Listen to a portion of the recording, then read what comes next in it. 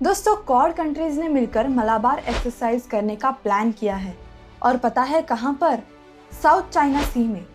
ये एक्सरसाइज नवंबर में होने वाली है। शायद आप में से कई लोगों को ऑलरेडी पता होगा कि हिस्टोरिकली यूएसए और भारत मिलकर ये मलाबार एक्सरसाइज किया करते थे। तो अचानक इस बार ऐसा क्या हुआ कि क्वाड की बची हुई कंट्रीज यानी कि जापान और ऑस्ट्रेलिया को भी इसमें शामिल करना पड़ा? और तो और इस बार का लोकेशन भी काफ़ी इंटरेस्टिंग है, साउथ चाइना सी। तो चलिए डिटेल में डिस्कस करते हैं इन सारी बातों को, लेकिन इससे पहले एक सिंपल से क्वेश्चन का आंसर दो। रिसेंटली भारत ने कौन सा एयरक्राफ्ट कैरियर कमीशन किया है जो इंडिजिनियसली भारत में ही बनाया गया है? इस क्वेश्चन का आंसर आपको वीडियो के एंड में मिल जाएगा, लेकिन फिर भी आप इसका आंसर कमेंट सेक्शन में ज़रूर बताना। तो सबसे पहले मलाबार एक्सरसाइज की हिस्ट्री जान लेते हैं। यूएसए और इंडिया ने मिलकर 1992 में ये मलाबार एक्सरसाइज परफॉर्म करना स्टार्ट किया था। एक्सरसाइज का मतलब दोनों देशों की नेवी, आर्मी और एयरफोर्स मिलकर वॉर लाइक सिचुएशन में एक दूसरे के साथ कैसे कोऑपरेट करते हैं, इसे स्टडी किया जाता है और उस पर प्रैक्टिस की जाती है। Malabar is specifically for navy. कई सालों में इस एक्सरसाइज में कई सारे देशों ने पार्टिसिपेट किया, लेकिन ओवर द टाइम ये एक बायलैटरल एक्सरसाइज ही रहा।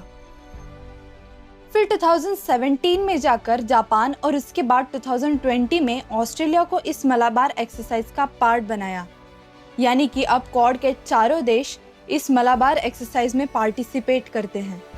4 डेमोक्रेटिक कंट्रीज ने मिलकर ये क्वाड बनाया, जिसका मेन एम है किसी एक कंट्री का वन साइडेड डोमिनेंस इस इंडो पैसिफिक के रीजन में ना बढ़े और स्टेबिलिटी बनी रहे।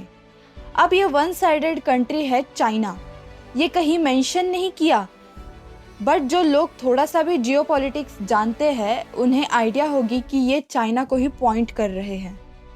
1992 में जब भारत और यूएसए ने मिलकर ये नेवल एक्सरसाइज की थी, तब ये साउथ वेस्ट इंडिया के मलाबार रीजन में हुई थी। तब से लेकर आज तक इस एक्सरसाइज का नाम मलाबार एक्सरसाइज ही रहा है।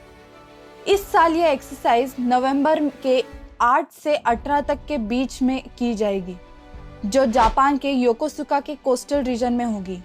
यहीं पर यूएसए का ऑलरेडी एक नेवल बेस रहा है, जहां पर उनका एक बहुत ही famous USS Ronald Reagan aircraft carrier है।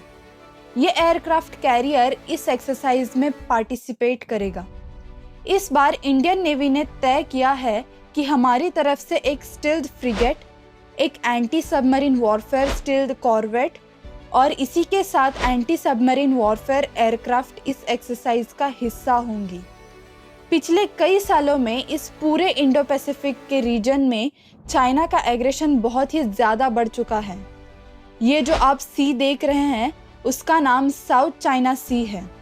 हालांकि ये सिर्फ चाइना की पर्सनल प्रॉपर्टी नहीं है, लेकिन फिर भी चाइना उसको क्लेम करता है। इसी के साथ पिछले महीने में चाइना ताइवान का इशू एस्केलेट हुआ था।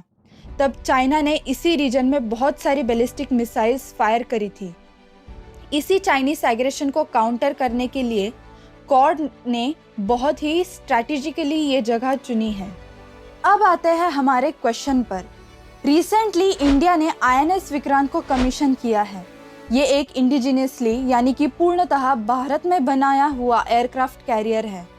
तो आज के लिए इतना ही। वीडियो अगर अच्छी लगे तो लाइक करो और चैनल को सब्सक्राइब करो। Thank you.